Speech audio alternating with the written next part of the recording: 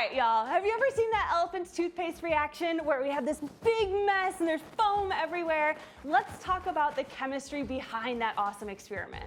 So what we do is we start with hydrogen peroxide, H₂O₂, and then we add a catalyst, potassium iodide, that breaks the peroxide apart into oxygen and water. Now let's go through that step by step. So first, we take our 35% hydrogen peroxide and we'll add it to our flask. Now at home, you probably have anywhere between 3 and 6%.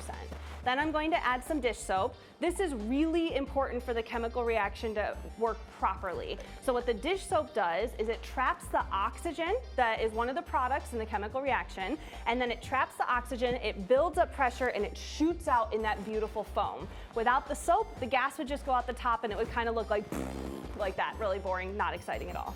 For fun, you have to add food coloring. That's a rule, it's a science rule. If you don't use food coloring, it doesn't work properly. All right, so we're going with this beautiful green color. And so what I'm going to do now is add my catalyst. Again, this is going to break apart the H₂O₂ into the oxygen, O2, and then the water. Let's do it.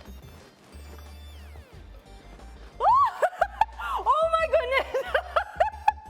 All right, so what you can see are these heat waves coming off. That's because this is an exothermic reaction. It's hot, it gives off energy, it releases energy as it goes through that decomposition. You can see the oxygen gas is trapped inside of that dish soap. That's what's giving it the beautiful foam and why it keeps coming out, because that oxygen is still being released through that Erlenmeyer flask.